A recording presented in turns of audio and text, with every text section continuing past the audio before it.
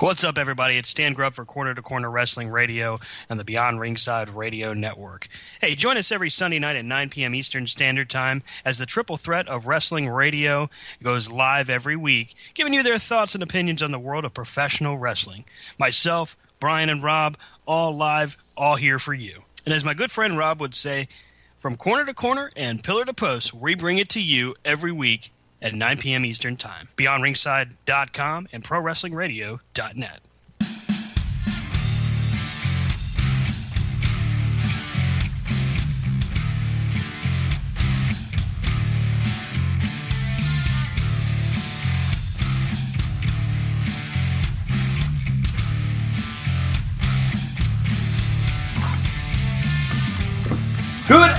Good evening, it should say. Everybody, it is December 10th, 9 o'clock Eastern Time. Corner to Corner is live on BeyondRingside.com, ProWrestlingRadio.net, and on demand at Spreaker.com. The triple threat is in the house. It is Brian Taylor. What's going on? Rob Hefner. That has got to be probably the worst intro you've done in a long time. Woohoo! But I mean, hi! I'm so happy to be here. Aim for the ground. Aim for the ground and you know you won't miss. Exactly.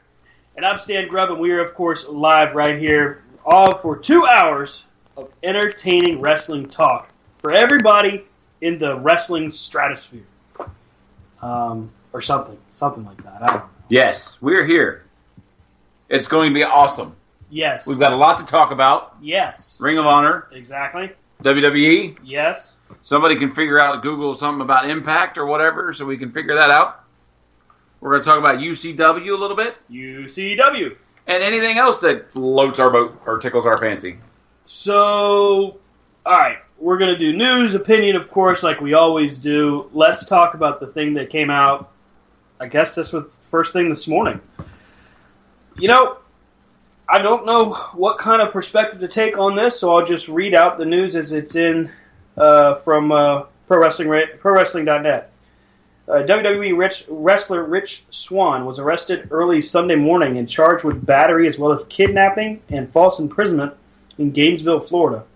Mike Johnson of the PWInsider.com obtained a copy of the police report, which states Swann and his wife, Vanara Riggs, who wrestles as Su Yung, got into an argument regarding a match she had on Saturday. Riggs exited the car that Swann was driving, and Swann grabbed her by the neck, leading to Riggs screaming for help, and then beating on the car window and trying to exit the car once he had her back inside. Swann was pulled over and arrested a short time later. You can view the mugshot and the report because it is available as well. Crazy how fast that became available. And pretty quickly after that, WWE.com posts up, essentially, WWE has zero tolerance for matters involving domestic violence, and per our policy, Rich Swann has been suspended indefinitely following his arrest. Not really a time to kick a man when he's down, but this is one of those situations that I think everyone can agree on, regardless of what side of the fence you would stand on this. An incident like this, as far as WWE, Ring of Honor, New Japan, can be detrimental to your career. And I would hope that Mr. Swann is able to find something out of this to perhaps improve and get better as a person going forward, because this is going to be a very steep mountain for him to climb, that's for sure. I agree. I mean, you can't really say, unlike certain things, you really can't say that, you know, this is what we know. Right. And according to the sources, I mean, it's everywhere. Yeah, it's multiple sources. I mean, even people I know that don't watch wrestling have commented to me today about this story. Yeah. Like, what do you think? And when you have I'm impressed they did the police report that quick. But you have the facts there presented in the case. So, unfortunately, I think this is the last we'll see of Rich Swann on WWE TV. Yeah, I mean, it's in the very flandering division called 205 Live. Yeah, it sucks because before this incident took place, Rich Swann, of course, was scheduled to face Drew Gulak this coming Monday as the number one contenders match for the ability to challenge Enzo Amore. Now, hopefully, some positive comes out of this, and maybe we see our boy Cedric Alexander. I was going to say, fill in and hopefully beat Drew Gulak and become the number one contender. Brian, any thoughts on the Rich Swann situation? No thoughts. It's a slippery slope. You got to be as careful as you can. Again, we don't want to kick anybody while they're down, but you're not kicking anybody while they're down. Okay, unfortunately, public record is like she jumped out of a moving car, according to the report. You got to be pretty. He got out of the moving car. Yeah. Car kept moving. Hit okay. Yeah. Then he put her back and folks, while I'm not going to pull up the report itself, if you pull the report up, it has two witness statements, including what the officers were advised when they were on scene. And yes, it's daunting. It's proof positive that domestic abuse runs rampant, not just through Hollywood, but everywhere, including pro wrestling. And it's a sad thing. I hope that Mr. Swann and Ms. Riggs are able to find a way to maybe get things better. I don't know. I mean, it can show you how quickly things can spiral out of control. Very quickly, yes. When emotions are involved. But, like we said, with the unfortunate thing that happened with this person, we wish them the best. We hope everything gets sorted out. Mm-hmm. Because, you know what? When it gets to court and, cooler heads prevail, whatever. But, like we said, hopefully this could open the door for, Cedric Alexander, who is my opinion, he is a very overlooked talent in WWE. Yeah, I think in this case, making when the life angel lemons make lemonade kind of situation, you've got an opportunity here where Cedric Alexander, who probably should have been already number one contender and or cruiserweight champion by this point, you have an opportunity with that, and you've got a real opportunity to make some headway and maybe make some corrections. Not that Rich Swann was a poor performer, but in this case, I think Cedric may have been more deserving of the spot anyway. So let's move on from that. Big news in New Japan. But the WWE's been doing their booking with an Etch-a-Sketch lately anyway. So either that or it's a flip a coin. Like they write it down and then somebody moves and it's like... Yep, got to do it again. Sorry. And see, that's Rob doing that. 908. 908 there, Eddie. 908. Jeez. So, at New Japan, big news out of there. World Tag League, the finals are set. Representing Los Ingobernables de Japón will be from Block A, the winners of Sanada and Evil. And they will be taking on the winners of Block B, Tama Tonga and Tonga Loa. And that will be the finals for the World Tag League. And that is taking place later.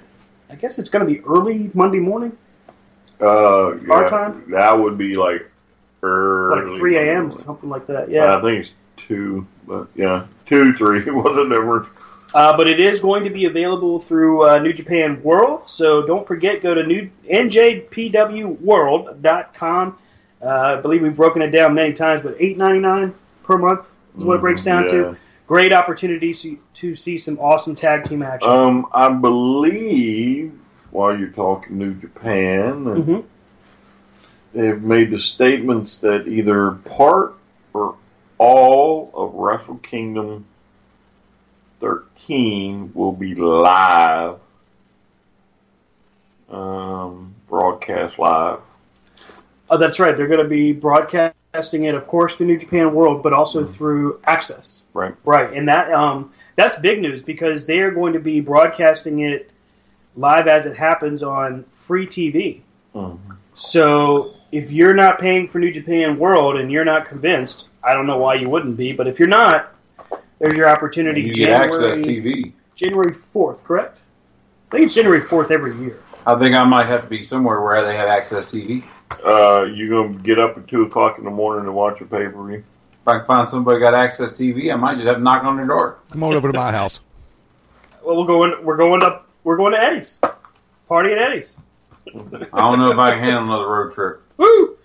That was a long trip. Gotta make sure Stan's car's all good and tires are all inflated and. Yeah. So now every time I feel a funky vibration on the road, I'm all paranoid. Oh my God, no! Then you gotta put down your coffee in one hand and your cell phone to the other and stop dropping with your knee. Also, they do a match of the week or something? Free match Monday, basically. Yeah, there you go. And this last one had Benoit as Kid Pegasus, I think it was. Oh, or really? Something. Yeah. It was I think a 6-man, Nice. 8-man match or something, and it had Benoit in it. Now I did hear. I know that Amazon Fire has New Japan World on it, and I heard rumblings that Roku is next to get that, and Apple TV. I know that they are working to do that. That's probably more along the lines of what do they call it when it's available overseas but not here? There's some kind of a limitation or something like that. I It's available overseas and not here. Yeah, there you go. There's the wording. Thanks, Rob. Distribution agreement. Thank you. Distribution agreement. Oh, I'm sorry. Although Rob probably explained it a little bit better for the layperson. I like his better. What's that? I like his better. I think his, was a little on the nose, but why not? Rob, you brought us Ring of Honor news this morning. Yes, the post that looks like there's video footage that looks like Marty Scurll turns on Cody Rhodes by hitting him with the umbrella. It's just Cody. We don't want to just Cody. Just Cody. Sorry. Looked like the video clip that I saw. Marty gets in the middle of the ring. He's got his umbrella. He's getting ready to hit Jay Lethal in the head with the umbrella. But then at the last minute, he turns around and he looks at Cody and he's acting like he's going to hit Cody with the umbrella. Then he turns around and then he goes to the corner and tries to figure out what he's going to do. And then Cody grabs Jay Lethal and he goes to swing and Jay Lethal gets out of the way and he hits Cody with it. Oh. Could there be dissension in the Bullet Club? Could. Oh, that's just... is it storyline or is it... That's just typical bad guy misses good guy to hit the other bad guy. Just a miscommunication, a miscue. Because it could... I mean, we don't want to see any kind of disruption in Hot Topic's #1 selling, brand. So, I've got a question. So, I finally get to Hot Topic where there's actually a shirt there in my size. Thank God. I heard that. What? What was that? I heard the snicker. Yeah, well, it's not double extra medium. However, apparently Adam Page's shirt, they only get them in mediums. Which one? The Hangman Page shirt. It's got Bullet Who Club told on you the that? sleeves. One of the nitwits that works at Hot Topic? Yeah. One of the so you're the Great Unwashed. Huh? So you got what? I got a cease and desist shirt. I thought that was pretty cool. I was excited. Okay, so let's see here. There's a lot of different news pieces and bits out there. A rumor going around that is kind of a scary one. Guys, I don't know if you've read this yet, but Sheamus apparently has suffered an injury very similar to that of the one that Edge had that put Edge out of action and into retirement. Now, he did wrestle recently in India and completed his bookings, did a tag team cage match there, and is completing out some of his bookings. But the word going around right now is he may have a very similar injury to that of what Edge had, what it caused him to retire. So you're saying we could see a mysterious tag team title change on... Yeah. Depending on the severity of it, we could end up seeing, I think, either the Shield, which would be the most logical choice at this point, I didn't say it was most popular. Well, it could go up for grabs in a one-night tournament in San Juan, Puerto Rico. And there you go. and we didn't have cameras there because of what's the Hurricane condition of Irma. The Revival? Are they both healthy now? Just mysteriously put the Revival as the tag champions. How did it happen? Tune in and find out. No? Okay. no. All right, well, I guess I tried. Sorry. I guess it's still FTR. I think you should put it on Matt Hardy and Jeff Hardy. Therefore, you could have and lose it to somebody. Therefore, Yeah, but Jeff's not going to be back for Right. several months. Yeah. they're already doing the Woken gimmick. But Well, they could put it on Woken and Broken Matt Hardy. He could be a one-man tag team. I have seen stranger ideas. Yeah. So does this mean when Jeff comes back, he'll be Nero? I knew Could you we only come. get that lucky? well, I think you're going to see Brother Nero. Oh, yeah. Yeah. But I just think there's got to be something that happens for him to become Brother Nero. Yeah, I think after this battle with Bray Wyatt, because I don't see them stretching it to Mania, I think we'll see essentially what they did in TNA. Like, you'll see Matt Hardy as broken or woken Matt Hardy as a good guy. You'll see him turn. He'll have the Great War and total nonstop deletion or Monday Night deletion, I guess. And we'll see Jeff Hardy become Brother Nero, which that storyline would be cool. Could you imagine the coolness of the Lake of Regeneration with the WWE library behind No, it? they would never do that. Oh my god! They don't have that. I would be shocked if they had that much ability to be like, oh, this is money. But I mean, could you imagine them throwing somebody in, like, I don't know, The Lake of Rejuvenation. right? And with the library and the warehouse, it's like Oh, you could do so many crazy things. you could throw Sting. Bray Wyatt into the lake, and out comes IRS. You know, like, Okay, that's good. That's not. I don't think that's how that works. By the way. You could throw in the I think you got to be the same persona. but you know Jimmy Hart would show up sometime. I mean, you could do Mick Foley and dump him in 3 times and Yeah, you get a could. different personality. Oh, You wait a could minute. throw. Actually, 4 times, I guess, have him come back as Mick Foley. Hey you guys, could have. What's that? you could throw Sting in and have him come back as Rainbow Bright. And then on top of that, you could throw in Pat Patterson and have him come back as the Village People. Oh, wow. You could throw Bray Wyatt in, he could come out as what, Husky Harris? There you go. Husky Harris, yeah. You could have Brian Kendrick get thrown in, have him come back as Spanky. You know, You could do all sorts of cool stuff. Adam Cole, he just comes out going, Gaga, baby. God. Oh man, and it's the funniest part of Matt Hardy finally getting control of the broken gimmick. and it is so over. Yeah, it took one night. One night, that's it. Boom. Most over thing you have on WWE TV right now is delete. Yeah. Am I getting And- feedback through my system, or are y'all playing audio from something else? You may be getting a little bit of feedback there. Okay, because I could swear I'm hearing something else being done and nothing else is on. Just the voices in my head. Okay, I'm going to go smoke another one. Bye. Have fun with that. It's Dubalicious. Pass, man. Don't mess up the rotation.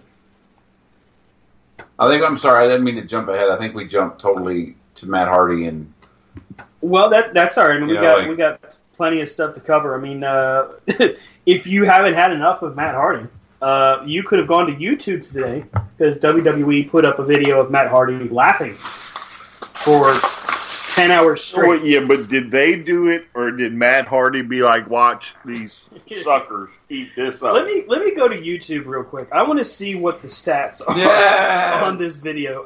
Hopefully, it won't try playing while we're on the air. I wonder if like, or if you know when Matt got the call from WWE, right? They're going back. Rebby's like, yes, it's going back. And then they said, we're going to do Team Extreme because there's a whole issue there. She's like, yes, finally he'll talk normal. You know? And all of a sudden now they're like, all right, we want you to be awoken, Matt Hardy. no. So Yeah, but in the videos, he never talked normal. what if I? He would told always you go back and forth. What, 5 million people watch him laugh? 202,000 people, and it's only been up for 11 hours. 202,000 people sat there and watched 10 hours. 100,000 of them are last name Hardy. Just keep clicking around. That's my baby. You know? I mean, hey, it was magic in TNA. It honestly could have been their saving grace. It really could have. It was.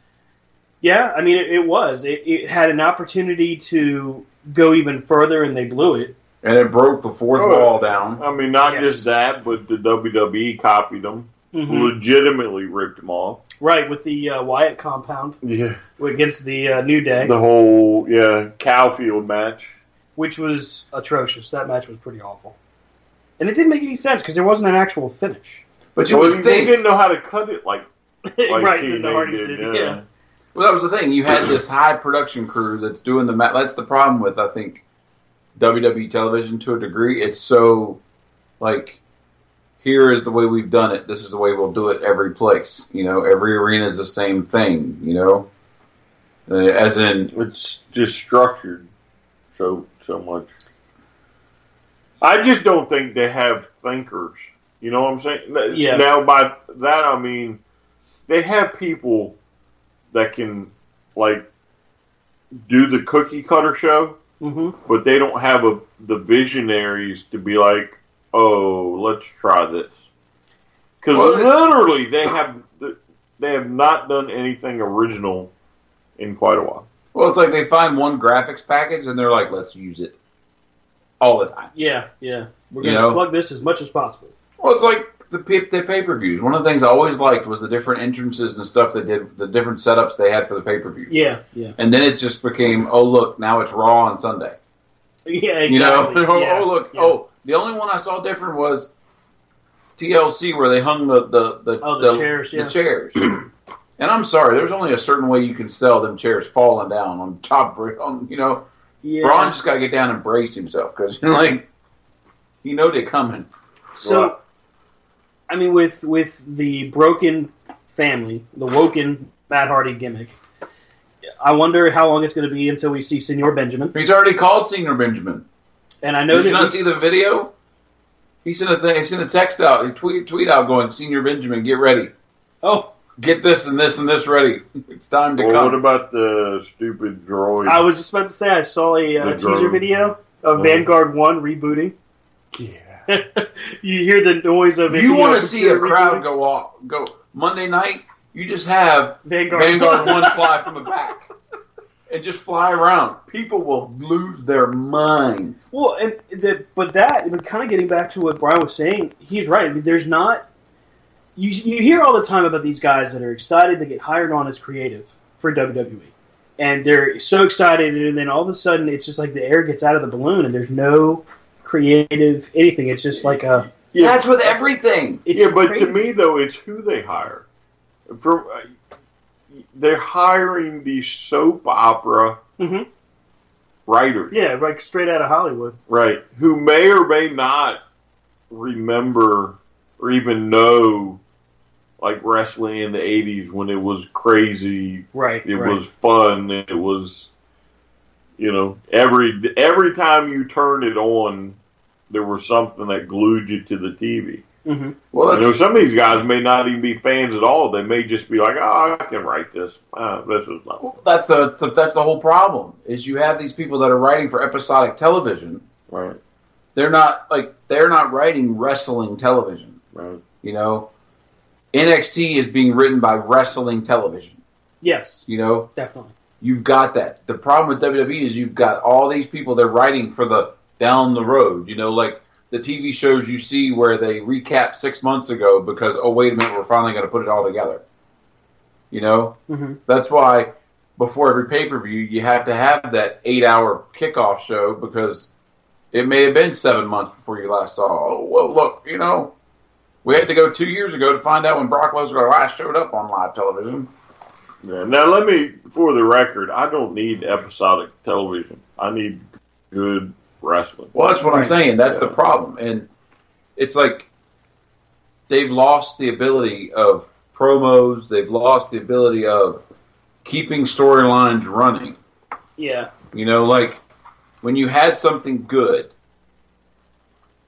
Yeah. Well, I mean, Bray Wyatt is the only one that I know of that keeps angles going past pay-per-view. Mm-hmm. He and Finn Balor had their thing, and it went past a pay-per-view.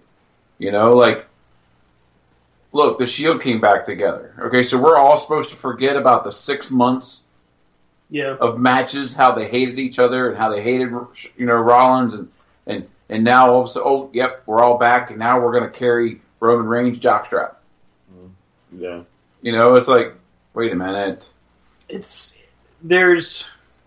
I've read a few different reports as far as some of the process of when it comes to creative. One of the things that I read that really rang true was basically that the staff there right now has like a short-term memory kind of thing. You get about 2 weeks into a storyline that they thought was the best thing since sliced bread, and then they're like, no, and they just hop off. They're done. And that seems to be the thing that we see happening the most. I mean, look at when Enzo got beat for the title, and then 2 weeks later he was champ again. It was like we never had any title change at all. We could have did without. I will say this. It's the whole reason they took the belt off Naomi. Remember? Right. They cited the whole injury rule. She was back before the damn match to have the person take the belt anyway. Right. You know? Well, I mean, you know, we're only 6 days away. Well, 7 days. We're a week away from Clash of Champions, and that is SmackDown's pay-per-view this time. The lineup so far is 5 matches. You got Baron Corbin versus Bobby Roode and Dolph Ziggler in a triple threat match for the U.S. title. Again, why do we need a triple threat match? I mean, there's almost one every stinking pay-per-view. Mm-hmm. I don't need it. And it's not even the only one. Look at the tag team match. Yeah, the tag team match is a fatal 4-way. The Usos defending against the New Day, Shelton and Gable, Rusev and Aiden English. I will say this. Rusev and Aiden English, very entertaining on TV. Mm-hmm. I do like that pair. But I'm sorry, they are the new Ascension. No, I'm not buying that. I don't know. I mean, You wait. They're gonna punk them out. I think they're going to get the titles. That could happen. Yeah. It may not be this one, but they'll have the titles within a month. I think Benjamin and Gable are kind of getting the Ascension treatment, which I don't understand that. Benjamin's getting the Ascension treatment. Well, Gable hasn't done anything, in my opinion, that would warrant him being put, basically losing every single week. I mean, in a world... He's not Kurt Angle's son. In a world where Mojo Rawley, Mojo does the heel turn that we've been predicting, for 6 months? And I was telling my son the other day, I was like, yes, that was the heel turn that no one cared. I was going to say, it was dead silent in the crowd. They're like, But they waited too long. Zach, because you almost saw it a few months ago. Yeah. Where they both had this attitude, and you were like, it's going to happen. Mm-hmm. Oh, it doesn't happen. And then they wore, you could see it coming because they stopped dressing alike. Yeah. You know? Yeah, and it's not like this is a over tag team anyway. True. You can do it, and nobody's going to care to begin with. I think they had a very limited window for success with that tag team. I think you kind of like when Enzo finally turned, like when Cass finally turned on Enzo. It's kind of like, well, it's about time, and now now what? Right. Well, I mean, Cass is still out from that whole. Well, because he proceeded for the next 6 months to kick Enzo's head off every time they went somewhere and tore his own knee up. So here, the one match he was carrying Enzo. Probably.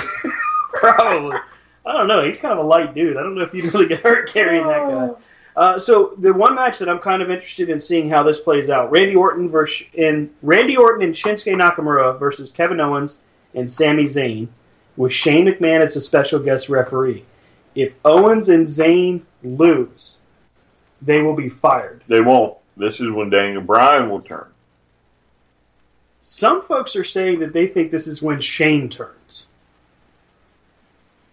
Although the build-up, just like you described, the build-up has the way been they left for it Daniel on Bryan. the way they left it on Tuesday, with them with Shane going, yeah, well, they don't know that I'm the special guest referee, right, and then Daniel Bryan's like, you know, yeah, I mean that would literally again be one. Well, I guess this is the WWE. Could happen. Why do you have Daniel Bryan suddenly have an attitude for the last 3-4 weeks, and then blow it off, and then be like, "Oh yeah, Shane's the real guy behind it"? well, it's like you look at Raw, all right? You've got general manager and the commissioner. You barely see Stephanie on TV. It's always it's the mouthpiece, right? Kurt Angle.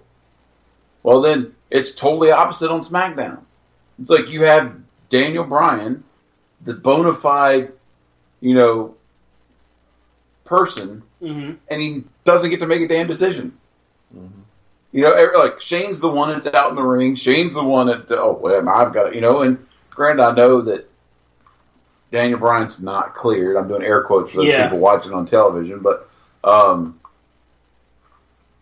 Well, I think this is what's going to put him back in the ring, probably at WrestleMania against Shane. Yeah, I can't see them be willing to risk too much, except for maybe a one-off at Mania or something like that. I think when Daniel Bryan's contract expires in September, that he'll probably be back in the ring. But I think at this point, when it comes to WWE, he's got maybe one match left, if that.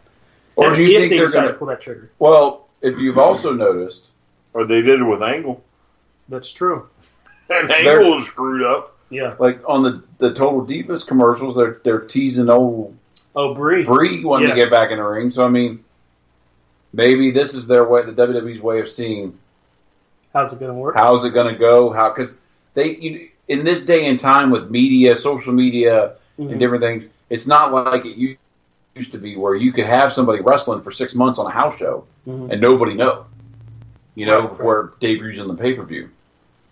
You don't think if Daniel Bryan comes to the ring in Chattahoochee, whatever, Civic Auditorium, that it's not going to be on Twitter or Facebook, if he takes the ring? Yeah. So, their really only way is to actually bill it. Right. To have it. All right, let's see you do it. Granted, he's in the Performance Center and they're doing it there, but right.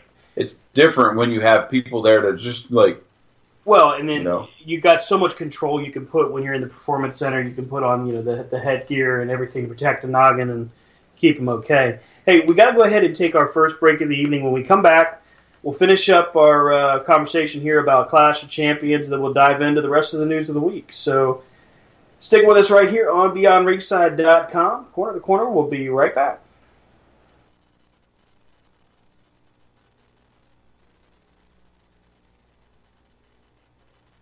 What's up, everybody? It's Stan Grubb for Corner to Corner Wrestling Radio and the Beyond Ringside Radio Network. Hey, join us every Sunday night at 9 p.m. Eastern Standard Time as the triple threat of wrestling radio goes live every week, giving you their thoughts and opinions on the world of professional wrestling. Myself, Brian, and Rob, all live, all here for you. And as my good friend Rob would say, from corner to corner and pillar to post, we bring it to you every week at 9 p.m. Eastern Time. BeyondRingside.com and ProWrestlingRadio.net. If you really want to get raw on Monday nights, tune into the Beyond Ringside Radio Network at 9:30 p.m. Eastern, 8:30 Central Time for the Midnight Black Mass Podcast. Myself, the Reverend Dan the Dragon Wilson, along with the Strong Style Psycho Tank and Andrew Alexander, bring you a truly blood-curdling experience. Uncensored, uncut, and only on the Beyond Ringside Radio Network.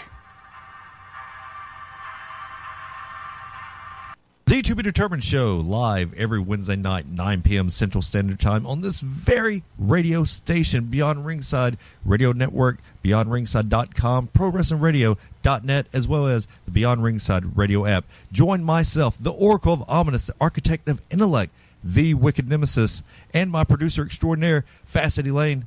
That'd be me over here. My co-host, Joshua O'Hagan. Kitty got claws. Meow. My much better half, Angie Nemesis. Come join the madness. This is not safe for work. This is your warning, parental advisory. If you have any kind of heart defects, make sure you listen because they will take effect when we go live. I promise you that.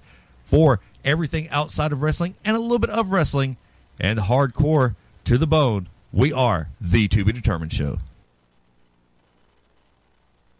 Howdy, friends. It's the Magic City Motor Mouth Fast Eddie Lane with your invitation to join me, Mark Mabo Bowman, and Brooks Logan Sunday, 6:30 p.m. Eastern for Beyond Ringside Live. Wrestling, mixed martial arts, sports talk, and a whole lot more. Find us on BeyondRingside.com, ProWrestlingRadio.net, and the Beyond Ringside Radio app for Amazon, Android, BlackBerry, and a whole lot more. Once again, that's Sundays, 6:30 p.m. Eastern for Beyond Ringside Live on the Beyond Ringside Radio Network and ProWrestlingRadio.net.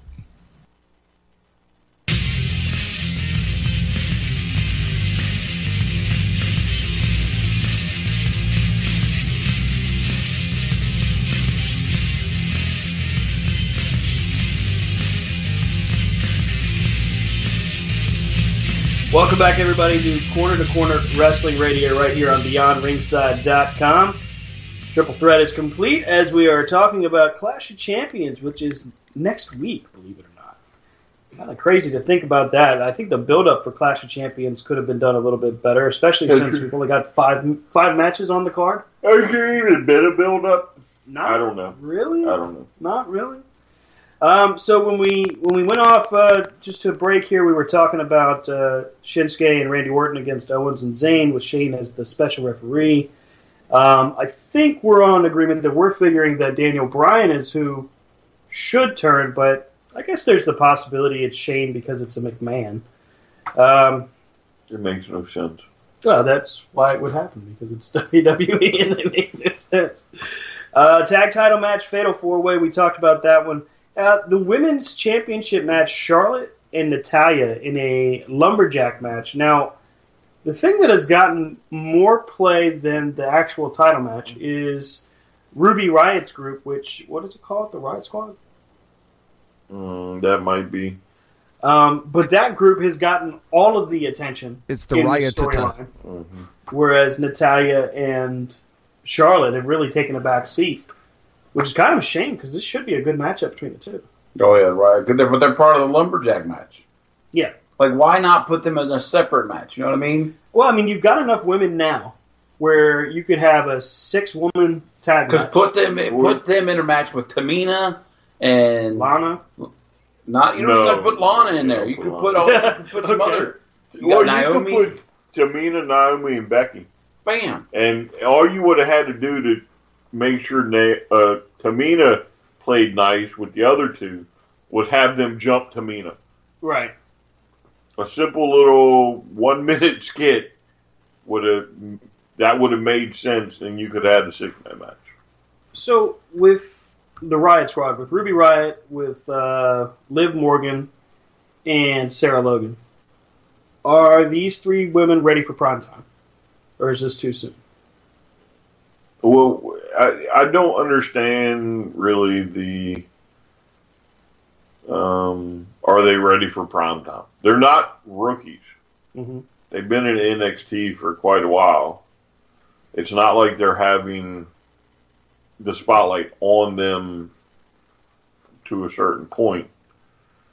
There's probably not going to be a whole lot of talking on the mic for a while.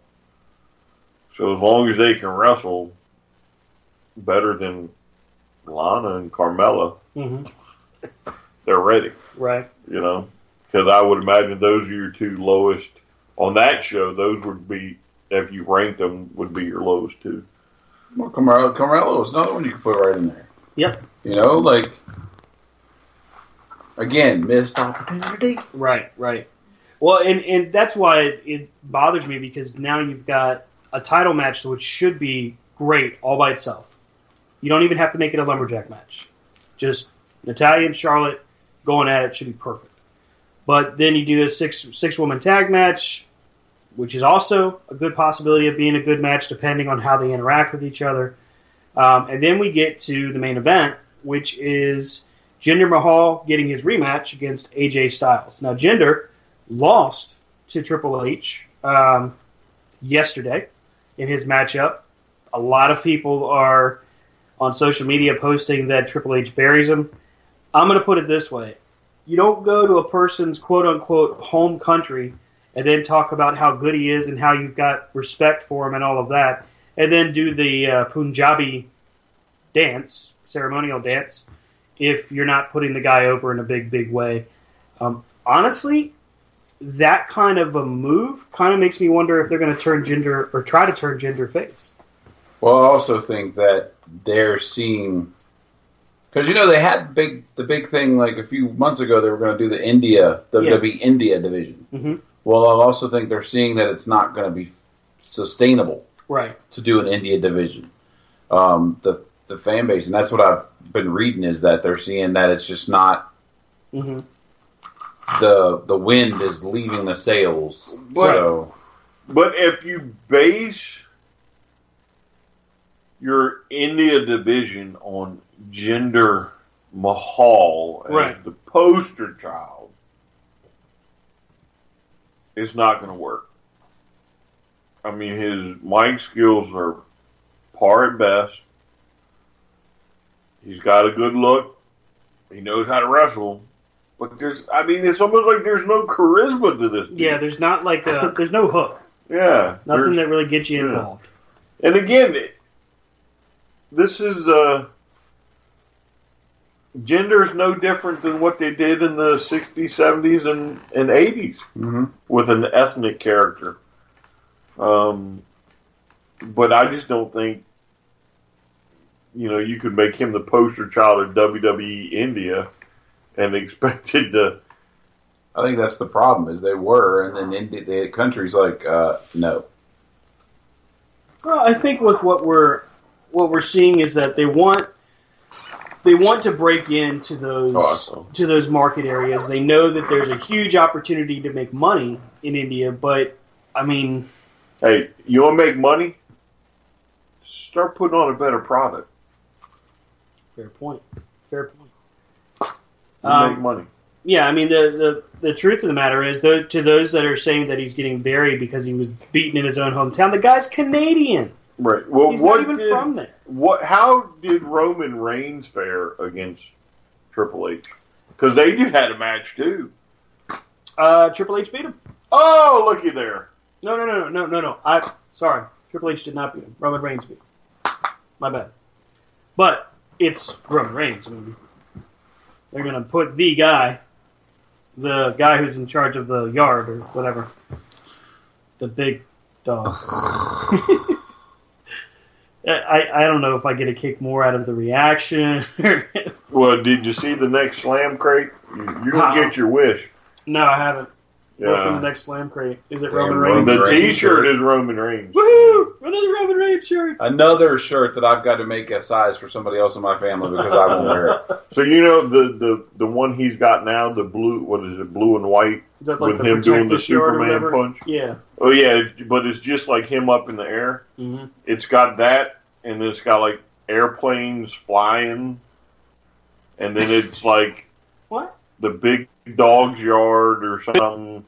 And then it's all the planes are representing all the wrestlers leaving the WWE because that's stupid. That's twice. 947, Eddie.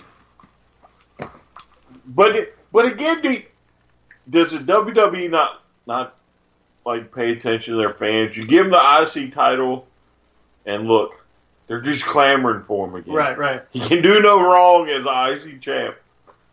And then come WrestleMania, they'll give him the world title. And they'll boom out. And they'll boom right out of the building. It's his yard now.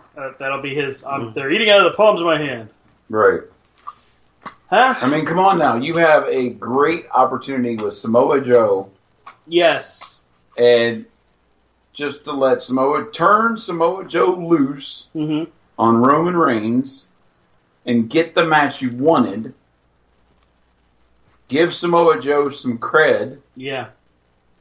They could run that to Mania. Mm-hmm. Hell. That would be interesting. a Roman Reigns Samoa Joe feud for at least 3 months. Actually, I think that would be damned entertaining.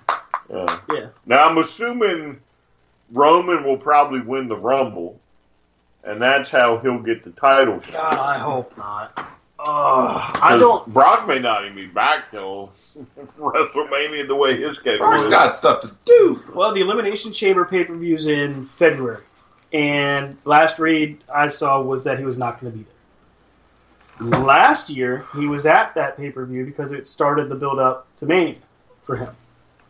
Right around just after the Royal Rumble, actually. So that's the whole problem we have right now, is the fact that you have pay-per-views going by. Right. One, it's like, and it looks like they do pay-per-views to do pay-per-views. You know? Yeah. It's like promoters are just, we're going to do an event because we have to do an event. You know? Like,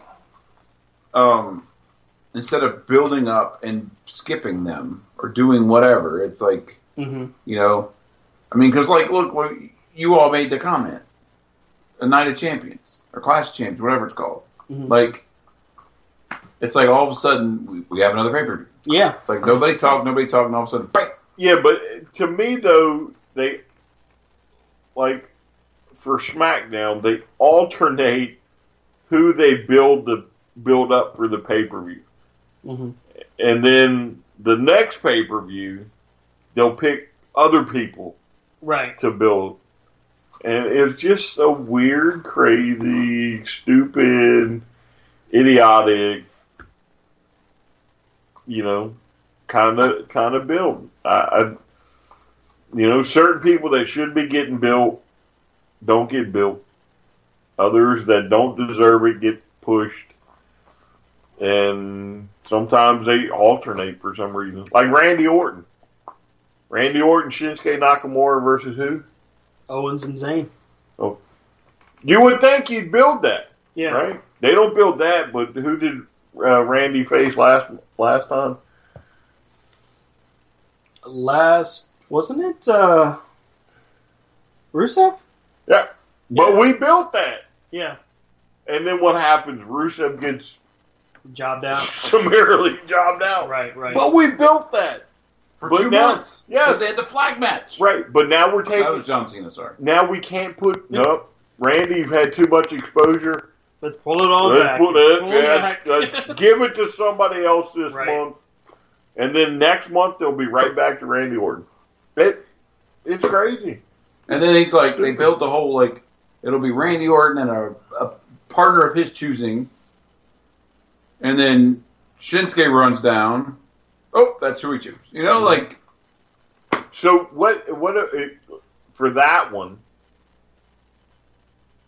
what are the odds that one of them maybe cost the match?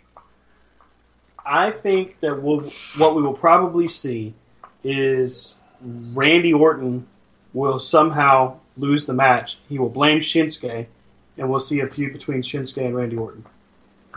Leading up to Mania. Or the Rumble. Yeah. Well, probably the Rumble, because I think it'll be AJ and Shinsuke. I think at Mania. They're trying very hard not to be... They're not wanting to put a rocket to Shinsuke's back, but they're trying to slowly build him up. They treat him in two different methods. Like, one is like the rock star attitude, where he's an attraction. So it doesn't matter what he's doing, he's just there, and it's going to draw people.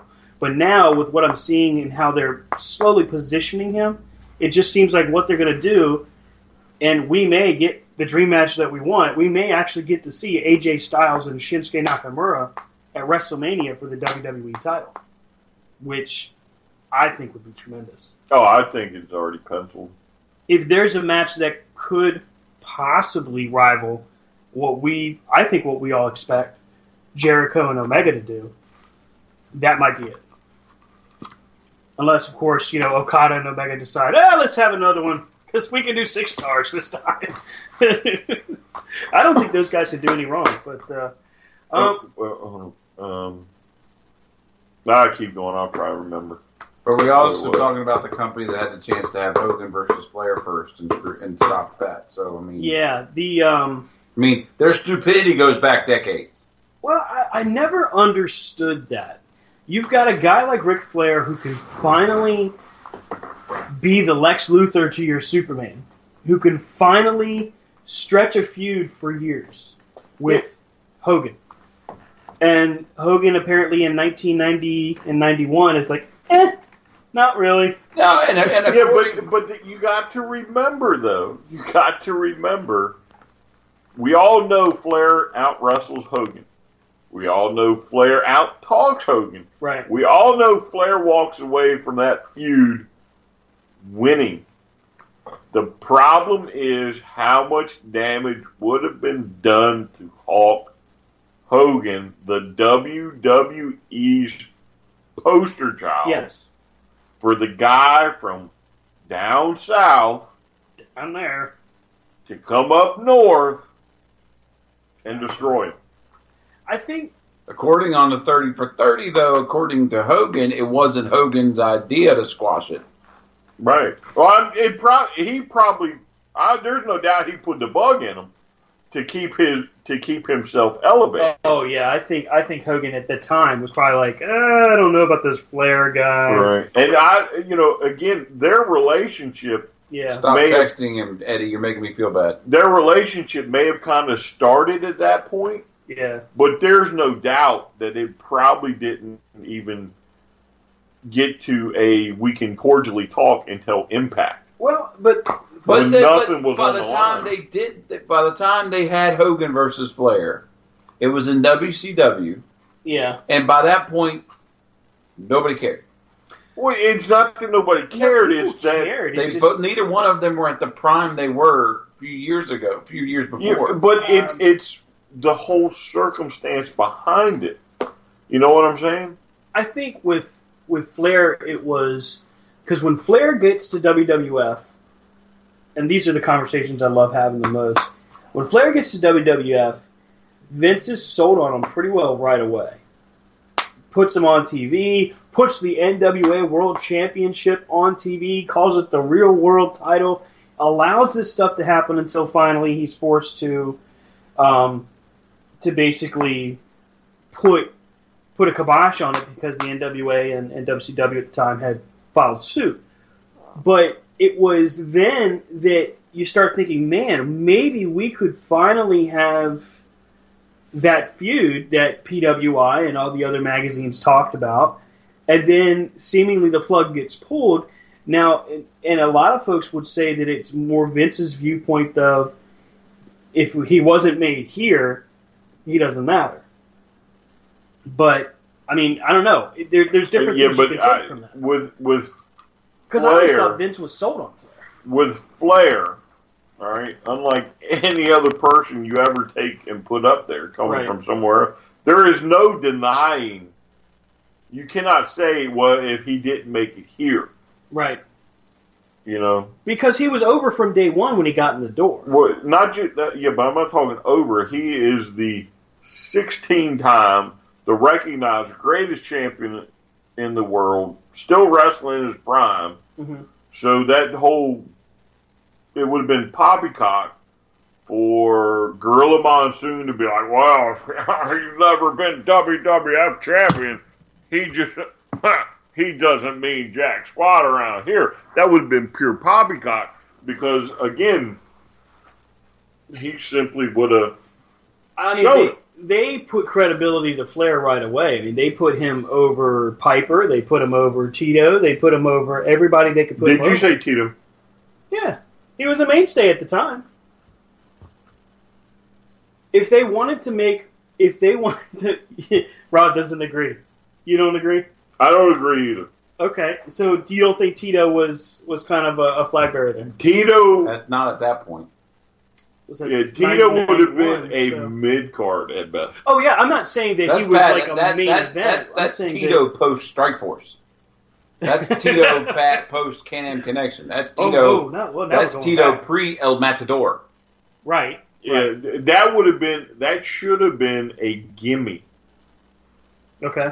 You know what I'm saying? Now, Piper is a different matter. I would have liked to have seen, and I don't know if it ever happened, but I would have liked to have seen Greg the Hammer Valentine versus Flair in that run. Did that ever happen? No, you need to go back to like the. No, because that would have been Flair. That would have been Hammer at. You want to just after Rhythm and Blues. Yeah. You want to see them two. You need to go back to the NWA and 70, 80, early 80s, 82. Back when Flair was U.S. champ. No, maybe he was U.S. champ or world champ, one of the two. But they had a pretty big feud for a while, if I remember right. And then I think ultimately Piper gets involved in it. Well, because, we kind of going back towards the conversation of when he was up north, I mean, Piper was the guy that said, I scare Flair. And then all of a sudden you had the feud between them as it's headed towards the Royal Rumble where Piper wins the Intercontinental title and Flair goes the distance. But we see that whole build-up for months on end as Piper and Flair are having stare-downs and hitting each other with chairs and all of that. And then you start reading reports from, I believe first time I saw it was in PWI, of house shows where Flair's beating Hogan by countout. And it's like, wow, okay, maybe they're getting ready for something here. But they never could get it to pay-per-view. They never could get it to a countout for Hogan saves his face. True. Because he doesn't get his shoulders on the mat. Right. That's it. That's why it was done by countout. Well, I mean, it's a house show as well. Probably. Well, yeah, but I don't. House show. It's to save Hogan's ego, strictly. Okay, well, you're gonna lose the Flair, but you gotta take the 10 count. Yeah. Oh, Hogan's like, okay, it's a 10 count. I keep my title. My shoulders don't get pinned. I don't have to submit. I'm good.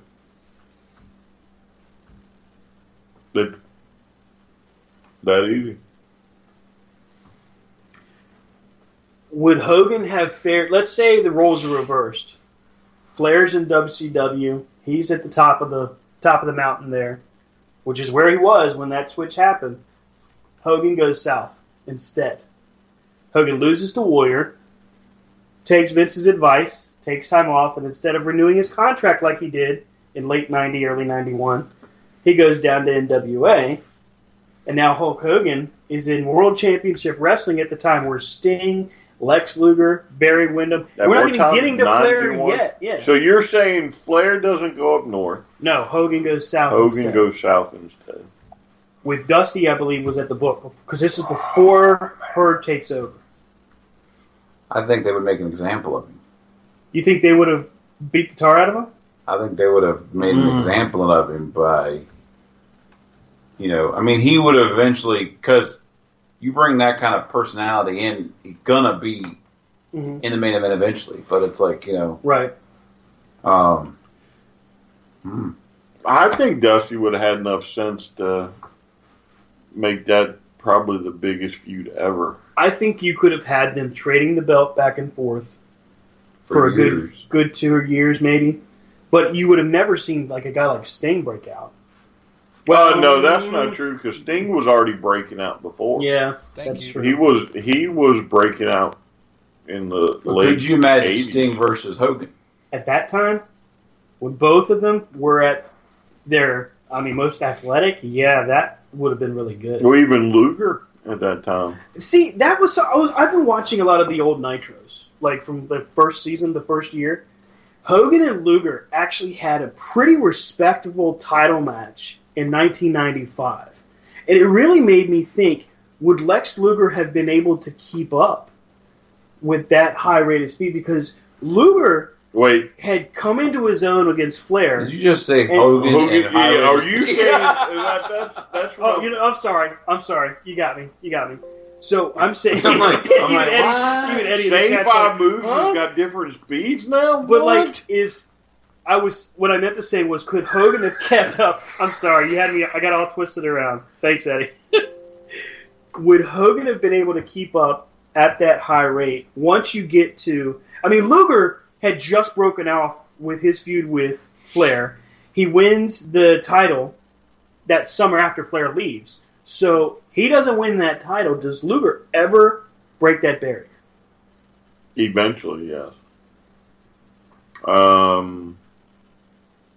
That's wasn't. Yeah, but He was a bigger star in WCW than he was in the WWE. Oh, absolutely. The thing that hurt him in the WWE was that whole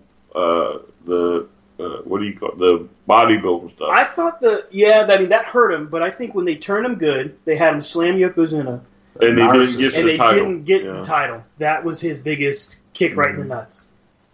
I mean, because when you look at it, these are conversations I love having with you guys, because these are those hypothetical what ifs, and you could do them all day long. With guys like Brian Pillman, could Pillman have ever gotten in the ring with Hogan at that point? Pillman doesn't get in the ring with Hogan. Right. Pillman doesn't probably never get in the ring with Hogan, as far as for any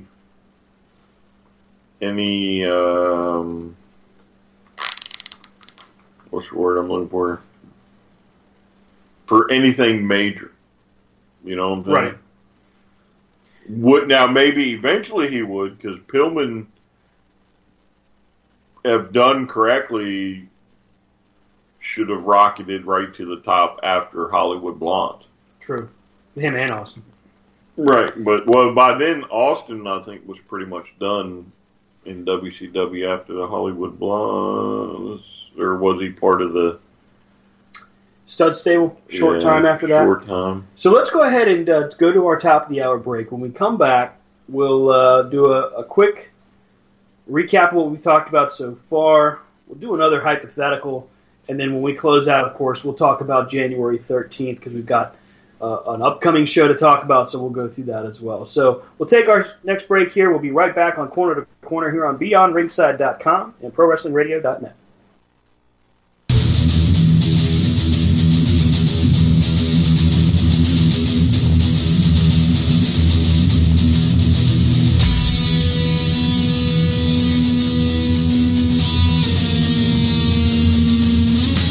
Welcome back to Corner Wrestling Radio, right here on Beyond Ringside's radio network. We're on BeyondRingside.com and ProWrestlingRadio.net this evening. Just finished up with Hour 1, and here we are headed to Hour 2.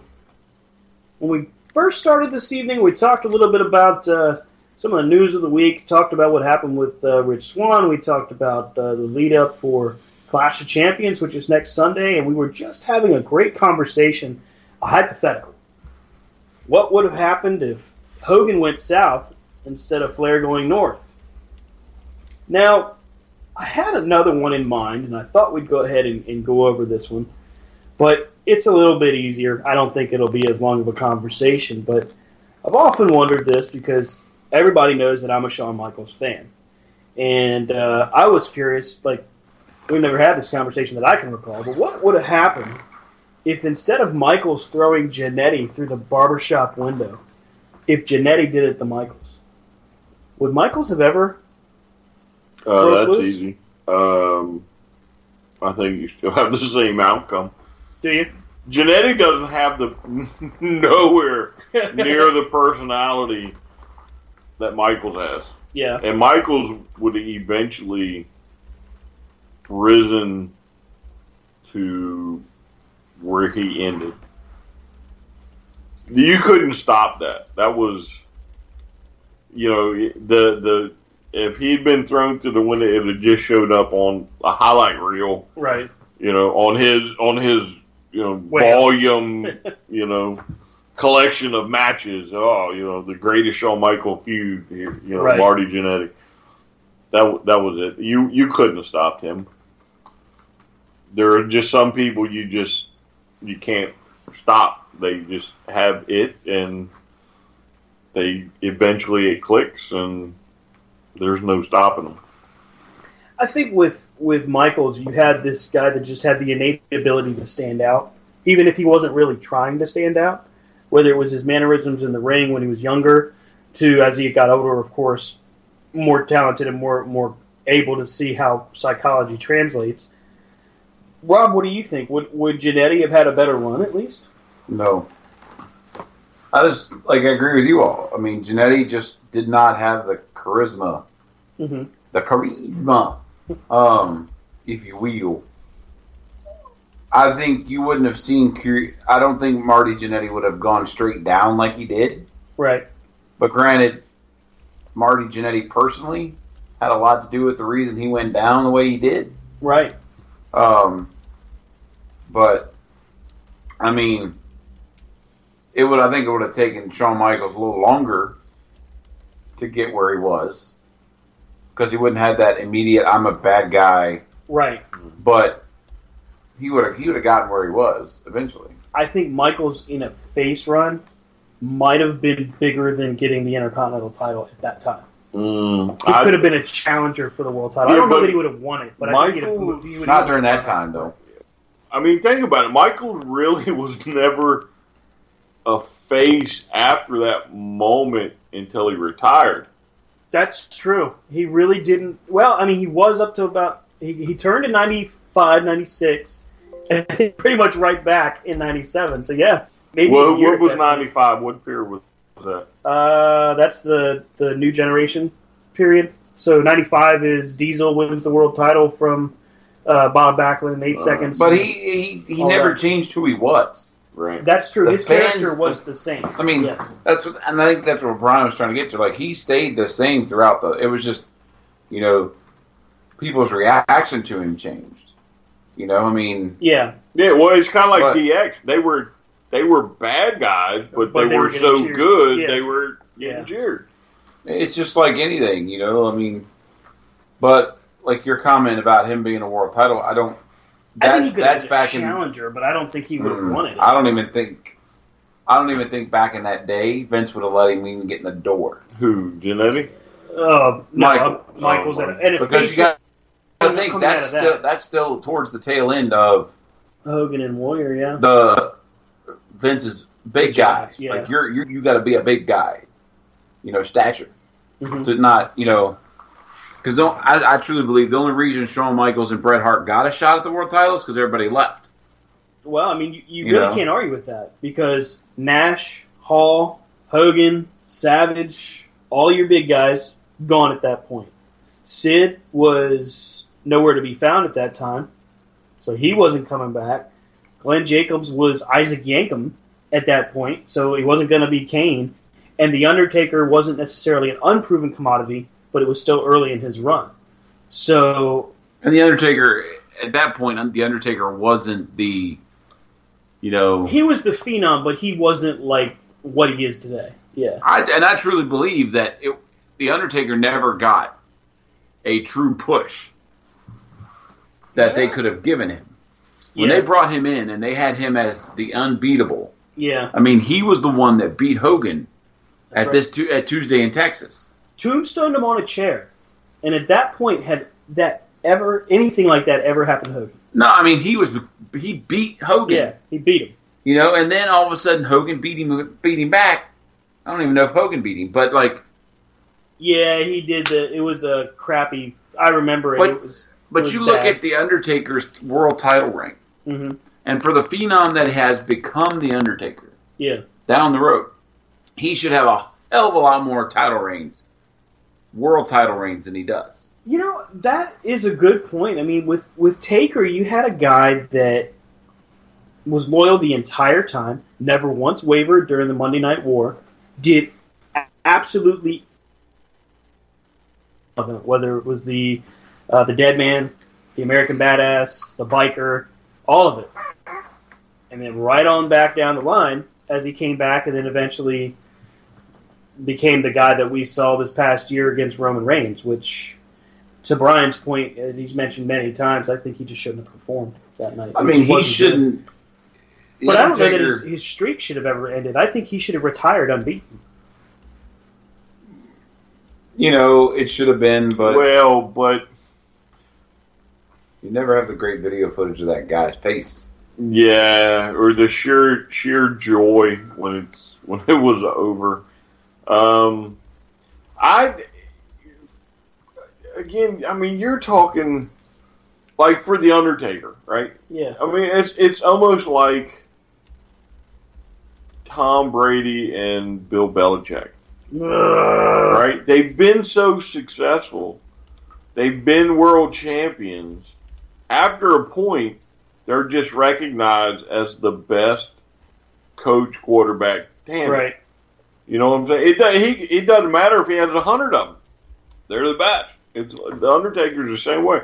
The streak goes to, what, 21? 21, yes. 21. 21 consecutive years, this guy, or not, maybe not consecutive, but 21 straight matches, this guy wins at WrestleMania.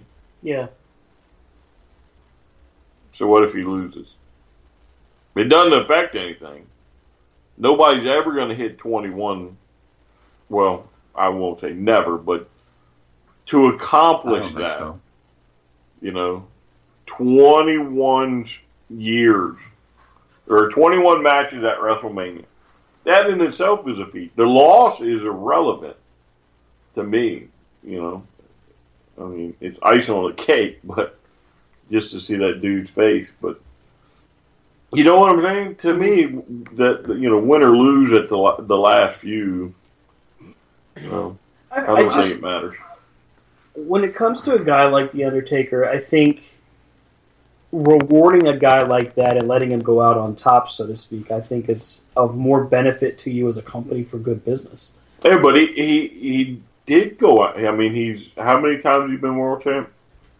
5, 6, something. Multiple times. Well, that's what I was saying. Like, somebody as his character, the way it was over the years, like, there's no reason he shouldn't be. Like, you've got people like Randy Orton that's sitting there at 14. There's no reason The Undertaker shouldn't be right there. Well, yeah, but I don't know if y'all remember, like, with the Big Show years ago, I used to argue that he should be world champion. Yeah, and based you're right. on his size. However, I think, especially with, like, The Undertaker, you get to a point where if you put it on him, who's going to take it off? Yeah, how do you get it off of him? Right. And kind I of like think what they got with Brock right now. Well, no, but he would be different because at least he would wrestle. Well, but it would be what opponents could we have? Yeah, who do you have that's going to be the guy to take that belt off of the unbeatable monster that is? And if you look at, like, let's say he was a little bit younger and on today as world champion, who would take it off of him? Well, Kane could maybe do it. The Big Show maybe could do it. And Cena. I mean, you're very limited. And then if they take it off, how do you take it off from them? Because the guy that beats that guy, it's why. Unfortunately, it's why we have Brock Lesnar where he's at. He's the guy that ended the most impressive wrestling streak in history. Like WrestleMania. You can say what Brock is also the bona fide guy who can kick your, Yeah. Like, he can kick your ass if he wants to. But all of them can kick your ass if they want to. Right, because in a straight fight, it's, But Brock is the one that comes with the outside the wrestling cred. Well, yeah, the credibility. And that's what they build him up to be. Right. And and if you don't believe me, ask him on January 13th. A lot of people in the locker room, all they have to do is hook you one time. Oh, yeah. And it's over. Yeah, and it's the same thing Brock does. He just hooks you the one time and it's over. A lot of people do that. Because, I mean, what the WWE is trying to do, in my opinion, with Brock is they're trying to get the fans to forget about the Brock who was here before. Yeah, but before WrestleMania 20. The one before he went to UFC. Yeah. The one who lost. The one who pushed out and left them. Right. Yeah. And they're trying to erase it. Well, I think they walked into something and they can't figure out how to get rid of them. It's the question, like you said with Big Show. Here you've got this monster you just made. Right. He's defeated your phenom. How do you get the belt off of him in a credible and meaningful way? Right. You could have had Roman Reigns do it, but it would have been the wrong time. Right. At that time it was. When Seth Rollins did it, he didn't beat Brock, he beat Roman. Right. You had Braun, who should have done it. Right. Conceivably, but there again, back to that same question. Braun beats Brock. Now who beats Braun? Who beats Braun? Because you didn't have Kane. Yeah. Eddie's putting ideas. Brass knuckles, chloroform, blackmail, video of him sleeping with midgets. I think that would have played very well. Oh my God! Are we talking about? Because I mean, look at it. GTV. Well, look. Goldberg beat Brock. No, Yes. Goldberg beat. Goldberg did beat Braun. Goldberg did beat Brock pretty quickly. Goldberg beat Kevin Owens for the belt. Right, Brock beat Kevin Owens. Well, then I mean, Goldberg beat Kevin Owens. Yeah. Goldberg And then beat Kevin Owens. He beat Kevin. But you knew it was coming. Right. All right. So he whips Brock's tail in 30 seconds. Mm-hmm. Right. Well, you knew it was about to come as soon as Brock was going. And then what happened? Soon as they did an actual wrestling match, not a Goldberg match. Yeah. But I think honestly, I think Goldberg's run was Vince and Triple H making nice with Goldberg. Right. I think that's all it was. We're going to fix this issue because he's too big of a name to be anti-WWE. Let's get him in our corner. Give him the belt for 6 months. We'll be fine. And eventually, too, we know he will go in the Hall of Fame. Yes, and he'll accept the request to go. Right. Yeah. If he We goes want in him in there, the Hall of Fame. He deserves to go in the Hall of Fame. We treated him like crap last time. Let's play nice it's the same thing they did with Sting. Yes. Yeah. And then It's the same thing they're doing with Except Kurt Angle. I think with Sting, though, his injury prevented him getting that world title. I think Sting... He would have had the title. I think he could have beaten Rollins that night had he not gotten hurt. I think he may have actually been planned to win it. Because I can remember reading up... We talked about it. We were watching that night when it happened, and I can remember reading through multiple sites, the plan is for Sting to win the title. And I'm like, man, I can't wait to see this happen. I know we're all going to jump off our seats, as soon as it happens.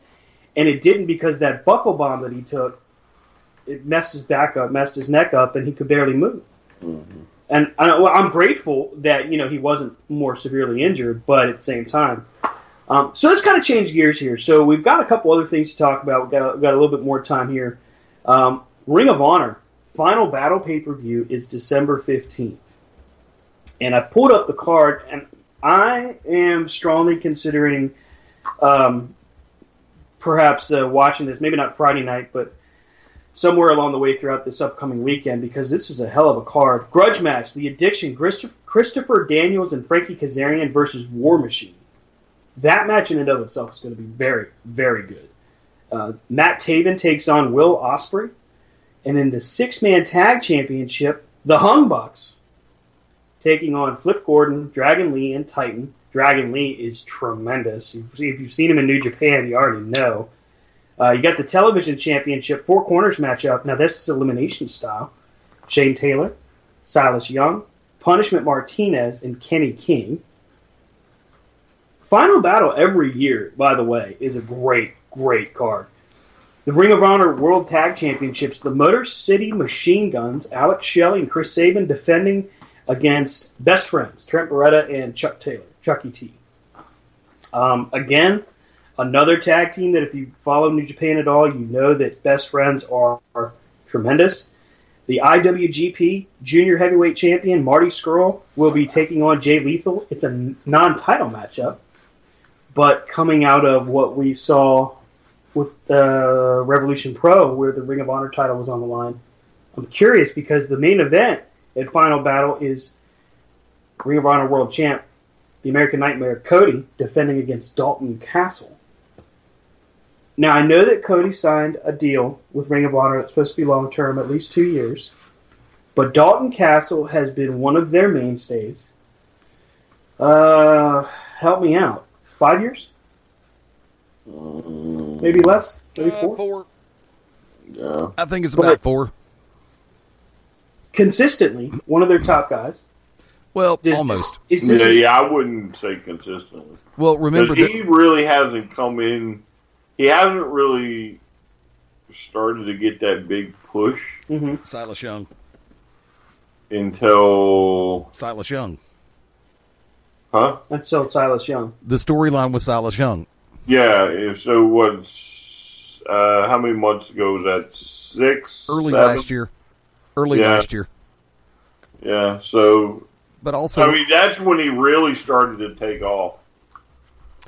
And also remember, there was a point in time a couple of years ago, before that storyline hit, that he was splitting time between Ring of Honor and Chikara, where over in Chikara he was smooth sailing Ashley something or another. Remington. Yeah. Now, I'm not saying that he, wasn't a good wrestler. I'm just saying he hasn't gotten that push until this year. I think he's due for the belt, personally. I'm putting the money on Dalton Castle to win at Final Battle. That's a stout prediction. Yeah, I don't know if I'm quite at that point, but I think it'll be a good match. I think that I definitely agree it's going to be a good match. But I think Eddie might be right. I think this may be Dalton Castle's chance, his shot at the main event, at a long running kind of situation for him. But I think with Cody, the strength of his character, he's going to end up being multiple-time world champ. You don't have to worry about it. So this is your opportunity to see what you really, really have in Dalton Castle, and a matchup between these two should be great. I'm torn because the tag title match is going to be good. The 6-man tag match is going to be phenomenal. I'm not sure if there's a bad match on this card. ROH never puts a bad match on. Very true. Now, if this ends in a roll-up or small package, I'm turning it off. Well, by then it's too late. Ah, damn! You got my money! Not only did they get your money, but they hooked you to stay till the end. Yeah, for 2 hours. Sucker! Yeah.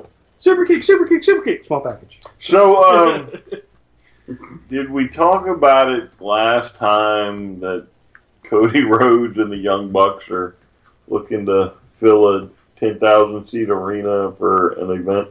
I don't think so. I think that news broke last Sunday, maybe Saturday. But if there are 3 guys on the Indies right now that can do it, it's the Bucks and Cody. Well, it's the Bullet Club, period. The Bullet Club can draw 10,000 without a problem. Right. Have we gotten word as to where they're going to hold the event? No, I think it's still in the planning stages right now. But it's 2018 is what they're aiming for. Yeah. And, gosh, I mean, in a perfect world, Cody would just put together his own promotion and just do it that way. Well, I'd much rather see them do a one-night, one-off type event, just loaded with as many the best of the best, from around the world, as many as they can get. Maybe even a 2-night, some type of crazy tournament. I'd be okay with that. But just scour the Indies and find, the people that people pay to go see, and put them on the card just to prove them wrong that they can't fill a 10,000-seat stadium. I mean, I would be making phone calls to every friend I got that's still active. I'd be calling the Dudleys. I'd be calling. To me, I wouldn't do it. I would go find again the best of the Indies. The people that they're going to come see. Yeah. The best matches. Is there a mixture though? You think if you're I wouldn't it in? I would find a couple of big names, and the rest would be straight indie stars. Mm-hmm. And just showcase them. The arena, the filling the arena is not the problem, right? But they should use this because this is going to capture. Oh, it's going to get a lot of attention. Everybody, right? Yeah. So why not use it to enhance? Well, you've got these other people on half the card. Really, you've got a whole roster with the Bullet Club. All you got to do is bring them in and say, okay, find opponents for each of these guys. Find opponents for the Gorillas of Destiny. Find opponents for Paige. You could honestly book it that way. Versus the world. You could, but you could also book a big 10-man match. Oh, that's true. Your Bullet Club. Load everybody else. That's true. That's true. No, because that's WWE booking. Well, yeah, but they don't wrestle WWE style. A 10-man match for them is quite enjoyable to watch. And it would be like a half hour. it would be long. Oh, yeah. yeah. I've seen those in New Japan style, so it's like... You wouldn't know when that finish is coming, I don't think. I think when that finish hits, it would be a surprise. Mm-hmm. Like, oh my God. You mean that they don't magically all roll out the ring? I don't think there's the Hefner special in those matches. Don't Hefner special. That's a Vince finish right there. We done Vince this month. Well, I think they don't put do, my name but on that crappy style. I think they do, but there's always movement. It's never just like stops. Yeah. So, Ring of Honor is this Friday, and then we've got January 13th. January 13th. Ultimate Championship Wrestling returning, actually not returning, but debuting in the Richmond area. Ashland, Virginia, at the Hoops Academy. And this is going to be Defiance, television taping again. And, man, this is an interesting event, interesting card. Jeffrey Bravo, Ultimate Collision. We went ahead and went through Ultimate Collision and saw Jeffrey Bravo become the #1 contender. And he's going to be challenging the champ himself, Mr. Big Stuff. So, Big Stuff Industries and the DuPont Dynasty are going at it. For the biggest prize of all. It would appear that we are, if they weren't going that direction before, we may not have a choice because we may see a war between these two families very well unleashed. I mean, we saw the hints of it in the Battle Royal as, you know, of course, Battle Royals, there's no friends anyway. So guys are getting thrown out left and right, but listen. End of the Battle Royal was Big Stuff attacking Bravo from behind. I'm going to have to stop you two right in tracks. In our tracks. I don't know why y'all are trying to make something out of nothing. It's all business. Nothing more, nothing less. So there's honor amongst thieves, you're saying? Who's calling them thieves? You're calling them thieves. I think... Yeah, I will make sure... Oh, trust me. ...that I'll call KR when I walk out the door. I'm just waiting for the text to come through. What did you say? And I'll make sure to tell him, to tell Tremor, that you called them thieves. Eddie, what was that, bud? I'm just received a text message that you are to be censured. Oh, not again. These guys came along with guys and their cease and desist. Came along with a check for $3,500. So hey, what the hell? Damn. Well, guys, this is you from here. Are they a prince in some foreign country? No, Nigerian prince. Look, so it's all business. That's it. No hard feelings at the end of the day. I don't know, man. I saw the looks on their faces between KR and DuPont. There was some hard feelings. Stop reading into it. Come on, man. They were yelling at each other. You get with the program. You saw what they were doing. So friends don't yell at each other? Oh, no. Friends yell at each other all the time. All the time. Yes, y'all do. It's the most fun you can possibly have. Most fun you can possibly have. So I rest my case. But we're focusing here on UCW. And, we're moving past all of that. We're talking about Defiance. I am. That's exactly what I'm talking about. Friends yell at Friends do. Friends fight. You're right. You're right. It happens. You just proved his point. I know. Thank you. You just proved my point. The lies. Like, you've just been Jedi mind trick. You don't want to sell me death sticks. I don't want to sell you death sticks. In the immortal words of Ethan Cross, Monkey Muffin. I'm waiting for that T-shirt to come out. Who will be the next Monkey Muffin? I can promise you. That T-shirt is going to be ready very soon. Gangbusters. You've seen the designs, haven't you? There's a bunch of different options out there. I guarantee you, folks, you will see. Not to mention UCW Monkey Muffins T-shirt. Not to mention who will have T-shirts very soon. You know what? The Corner to Corner crew. We will have shirts. And the Lord said, "Let there be shirts." Who are you going through? Actually, a private vendor. Okay. A local vendor. So once we get a look at the, I guess they're going to be prototypes. Is that how they're worded? The first run. We'll see what's next on there. Hey, let's continue through with UCW Defiance here. Ethan Cross will be facing, the television champion will be facing the Red Scorpion. Boom, boom, boom. Here's my thought on this. We saw the Red Scorpion. Ethan Cross going to kick. I don't know. I mean, Scorpion's a big dude. And Ethan Cross is TV champ for a reason. Oh, here we go. Mr. Ethan Cross.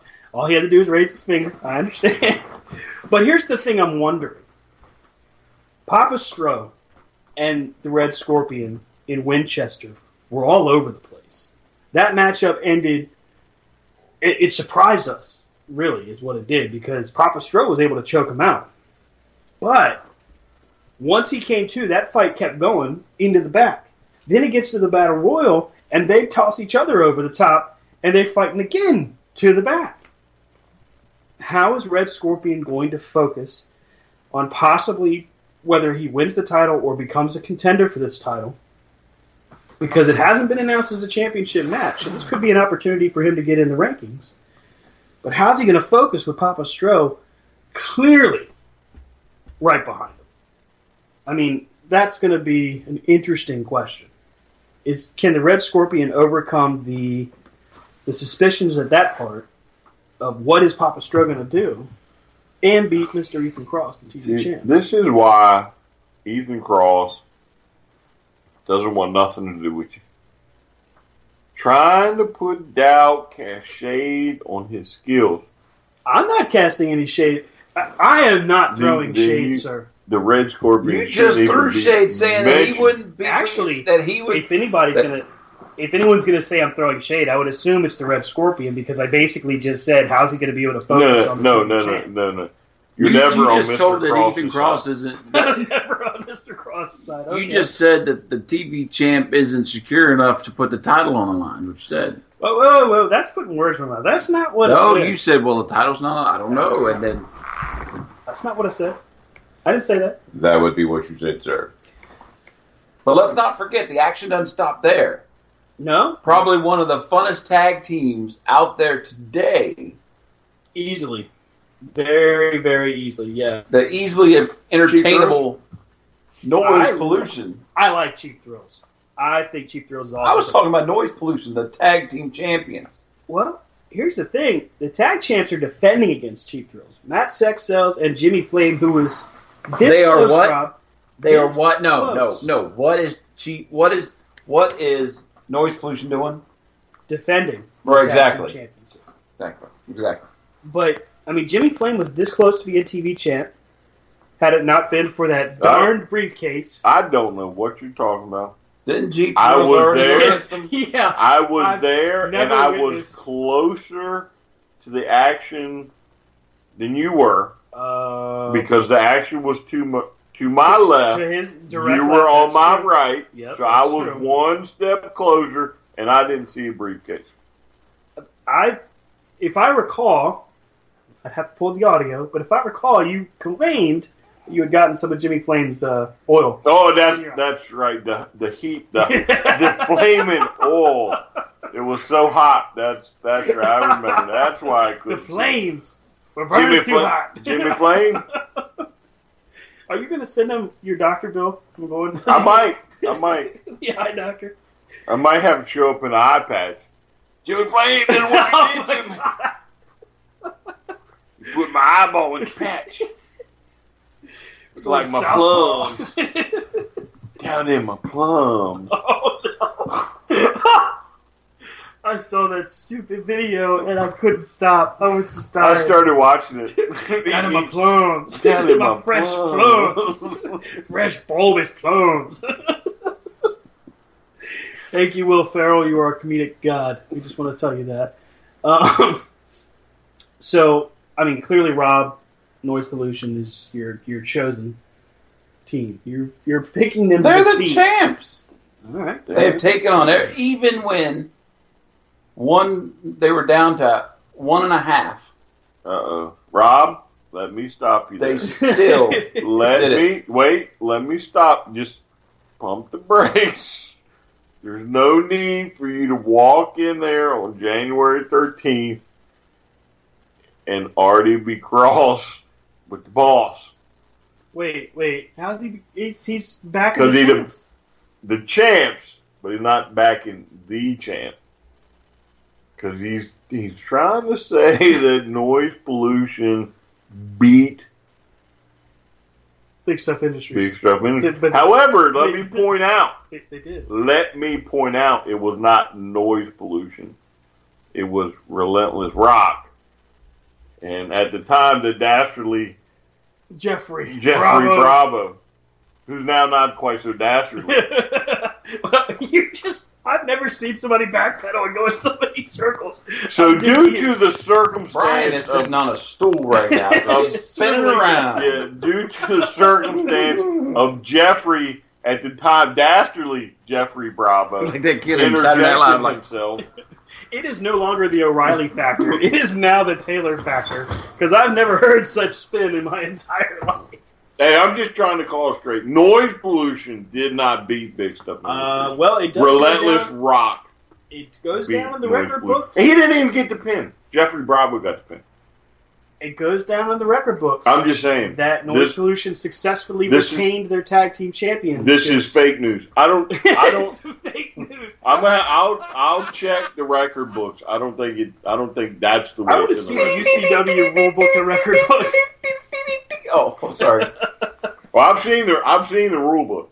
I know the rule book. And then, of course, getting back to Big Stuff defending against Jeffrey Bravo. The newest member. How about the newest member of the DuPont family? How about the heavyweight champion And Mr.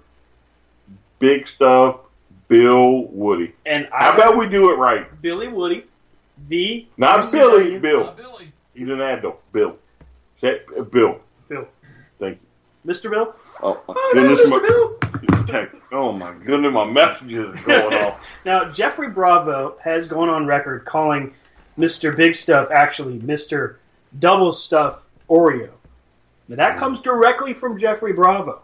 I think you. I'll poke a hornet's nest every now and again, but the last thing I'm going to do is call him that. Fake news. Oh, so you won't poke at the world champ, but you'll sit here and talk trash. Wait. That's not what I meant either. Ethan Cross. And here I am on the O'Reilly Factor. What's the beef, sir?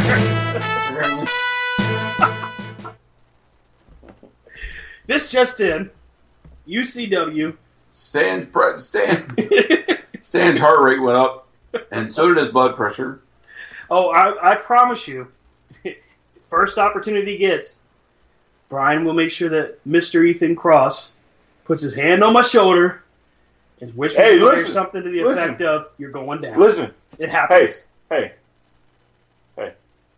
If the champ wasn't down in Georgia... That's the night that the lights went out in Georgia. Okay? I would get him on the phone right now, put him on speaker, and he'd address you himself. Do you have his satellite phone number? He's in Georgia. I've got a satellite phone number. He's in Georgia. He's not in Georgia. Probably like Cross is in Georgia. Oh, Cross. Yes, Mr. Ethan Cross is in Georgia. I don't want the finger lays stuff. I don't want to get in trouble.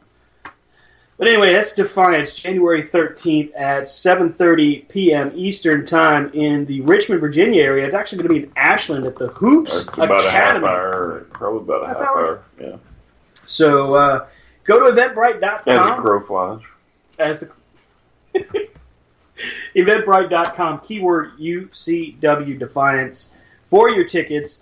Tickets are selling quite well, as I've understood from those in the know. So, hey, one more piece of awesome UCW news. Starting, I believe, next week, correct? Starting next week? Yes. UCW Radio will be making its debut. Now, this will be a separate entity. We haven't actually talked to the Beyond Ringside Radio Network about broadcasting that here. However, we'll see where that falls, but we will be doing about a 30 to 45 minute radio session with our debut episode will be with the big man himself, the boss. Speaking of the boss. The big blue thumb. The big blue thumb. Some bitches. What? He is number one in their hearts in Japan. Oh, Okay. Yes. That's right. Lord Edward Dubois will be joining us. Yeah. Is it Sir? Is it Sir or Lord? I don't Lord know Everett if he DeWall. do we do the Lord? I will address him as such until he tells Oh my God! You talk about a kiss ass. Here we go. Jeez, oh flip. Hey, I know which side my bread is buttered on, sir. I think that Come on. Why's it got to be like that? Giggity. Whoa, hey. Sometimes there's a pivot in everything. Wait, what? I'm a little bit confused. Stands like a fence post. Oh, A fence post? Does a fence post move? Eddie, you're not helping. Because I think the first episode we're going to look back. That's right. We're going to look at kind of the history. We're going to look and see where UCW started, and we're going to do where it's going to go from here. Well, you should also make sure they understand that it's going to be live on Facebook. Correct. We will be broadcasting live through Facebook. Of course, the audio will be available for download for the time being, until we're told otherwise. We'll be hosting it from Spreaker.com as well, so all of the downloads will come through iTunes for you. But yes, we will be broadcasting live. It'll be posted on the shortly website. after on the website and all that stuff, yes. And we will work to see if we can embed the audio to play live stream. So we'll work on that, see if we can get that done. But we're excited because we've got a great working relationship with Ultimate Championship Wrestling. They have been tremendous to us, and so we're going to do everything in our power to keep helping them do whatever's needed. I got to say that this year has been, for Corner to Corner, one of the most hectic but fun rides that I have ever gone through. It's had its challenges like any others would, but I get to UCW and I'm genuinely excited the moment I'm on the road to head to the show. When we do promos, when we see truly, the talent that we've seen put together from a video standpoint that I know I damn sure could never do. The voiceover work that Rob has done for commercials for UCW, which has been played nationally and locally, and it's crazy. I haven't got to Japan yet. Well, that you know of. There could be a guy that's like listening to your audio and then re-recording it. Coming to the Body Renew Fitness and Sports Room. Wait. For the record. Those caricatures were done by Rob and Stan. Thoughts and opinions of Rob and Stan do not necessarily reflect that of Ultimate Championship Wrestling. I think our next episode of Corner to Corner should be like following up to the end of the year. Mm-hmm. We should do our year-end retrospective of like match of the year and those kind of things. So I think that's our year-end episode because Eddie's got to go somewhere. Hey, he is going to see Garth Brooks.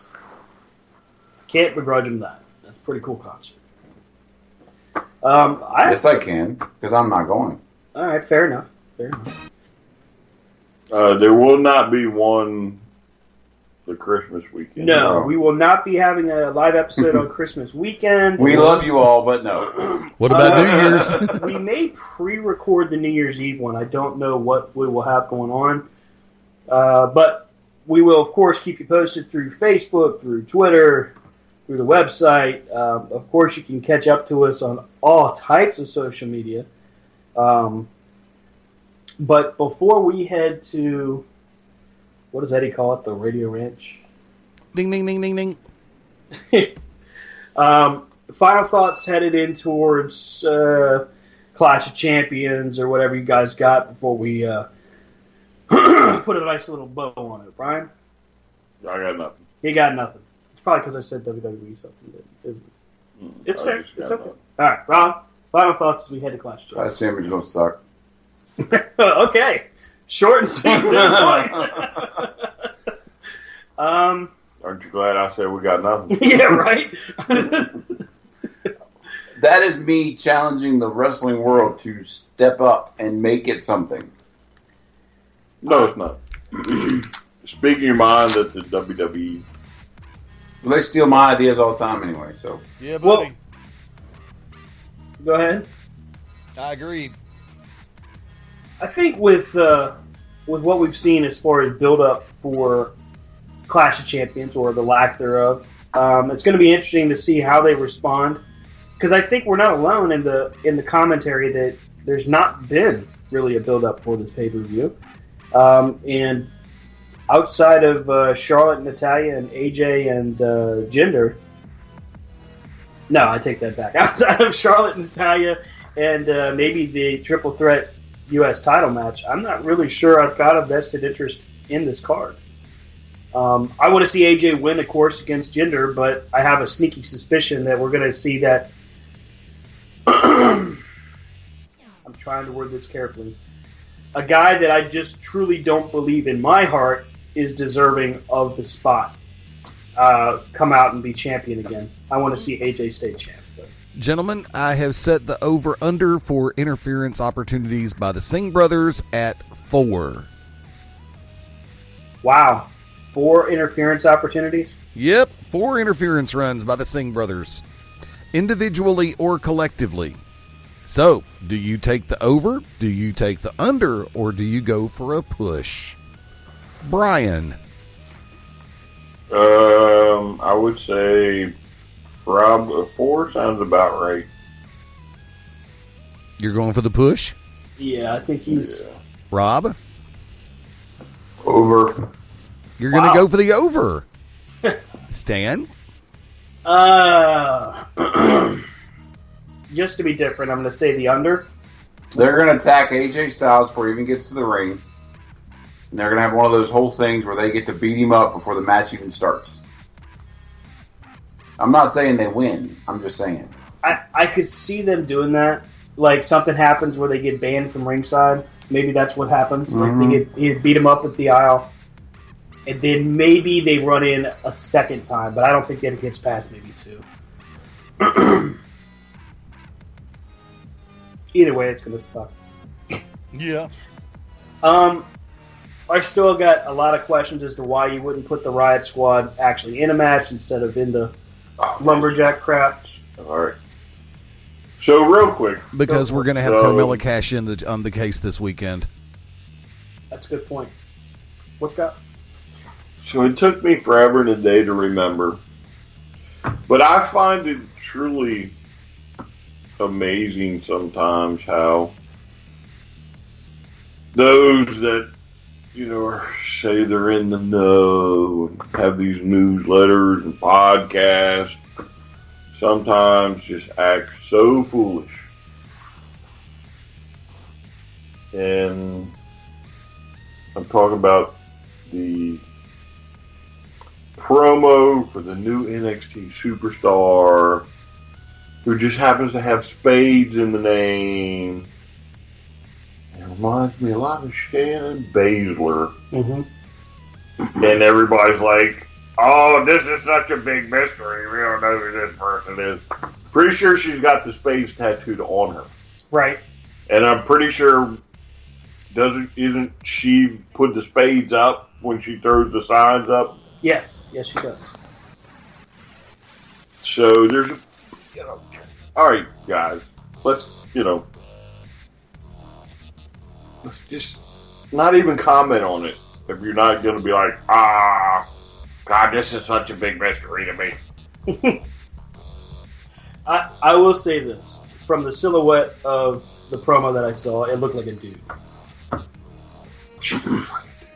She's a muscular girl. Well, they've already announced that Ronda Rousey's in the final stages of her talks for coming to WWE. So, and Dana White says he doesn't want to ever see her in an MMA ring. Dana White is... I could give you 20 minutes on that piece of work.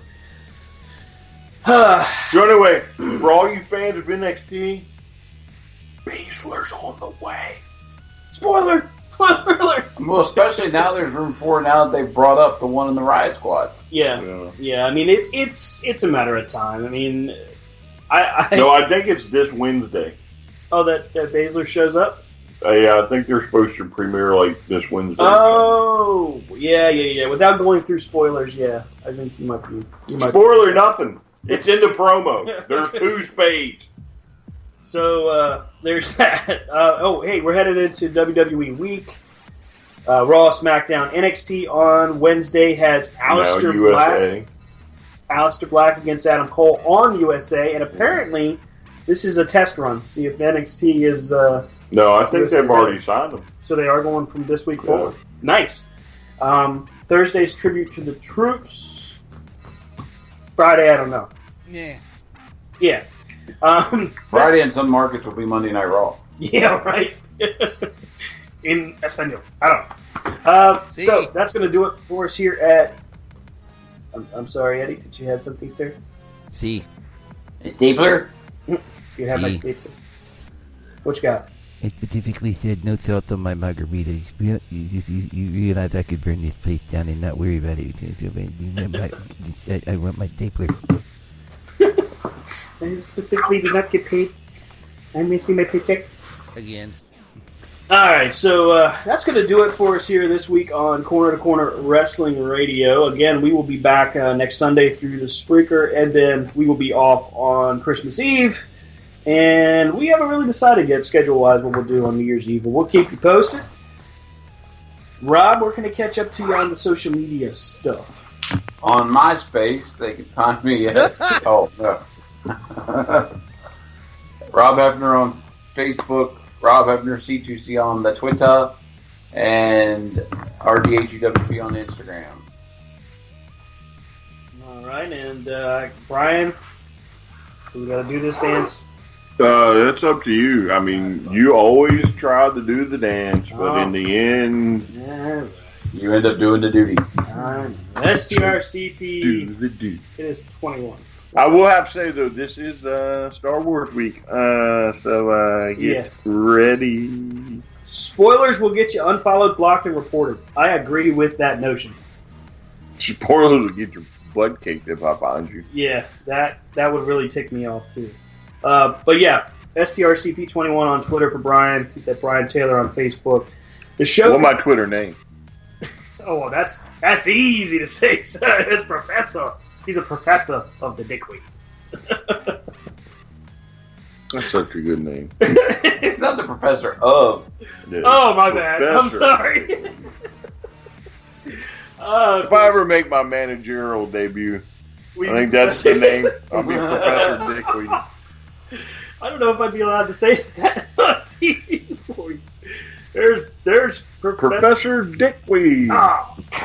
I mean, it works on so many levels. That's Professor D. Weed. Oh, that's even better. D. Weed. Yeah. Show can be found on Twitter at C2C Radio Show. Corner to Corner. I already got people you can manage right now. Corner to Corner Show on Facebook. Yeah, we'll call him Professor Wee Wee. What? We'll call him Professor Wee Wee. Now we've just WWE'd it. Don't do that. Oh, that's not the poopy pants. And I can be found at Stanton Script on Nobody cares. Twitter. Hey. So, for Rob?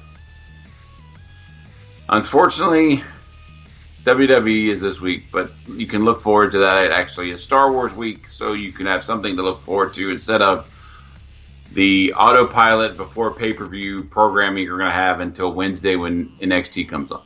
For Brian? Yeah. I'm Stan Grubb saying thanks again for joining us. And I didn't hear your stuff because I cut you off. Yeah. Stan from Crypto. What? Have a good night, everybody.